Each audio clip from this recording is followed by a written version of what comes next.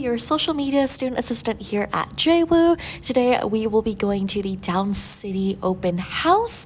So today we started off at the check-in table, grabbed our badges and a couple of treats, and dove right into presentations from our assistant provost greeting us to the JWU campus, and also hearing about what it's like to live life in Providence. And take it from a local, because Providence is the most beautiful city to ever experience things. So we met our cat leaders and broke out into groups.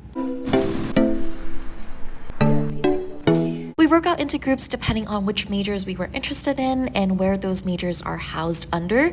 For me, as a meeting comm major, I am under the College of Arts and Science, and of course I had to follow Julia, one of the greatest cat leaders ever, who's so personable, friendly, and just so informative throughout the entire tour. One of the greatest perks about the Downcity campus is how integrated JWU is to the city of Providence. So not only do you get like that city vibe, but you also have Gaby Commons too for a feel of nature, and it's a perfect place to study, have a picnic with your friends, hang your hammock, run with your dog, just so many cool things that you can do out here. In this area, we have two residential halls, McNulty Hall and Snowden, but today for the open house, McNulty is open for us to tour, so we got to check out the dorm rooms and just the overall space, which is pretty spacious. And Snowden is connected to Snowden Hall, which is the dining area with some pretty great food options. And if you ever need to travel to Harborside, which is our other campus here in Providence, Wildcat Wheels is our shuttle that brings students back and forth and comes really handy. Even for a commuter myself, I like parking over there and just coming down with the Wildcat Wheels. And let me just say, I love the fact that PPAC, the Providence Performing Arts Center,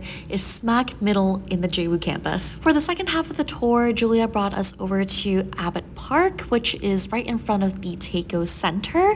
This here houses a lot of the arts and science classes and spaces. One of my most favorite course, which is my home, is the Center for Media Production. A lot of the courses I've taken, like motion picture editing, cinematic lighting studio, narrative filmmaking, photography, is done here. We also have a really cool collection of DVDs and films, the archiving lab, and fun fact, the This Week at JWU podcast is recorded in the CMB. Then we went upstairs to the 5th floor where the criminal justice labs are and listened into a presentation and Q&A.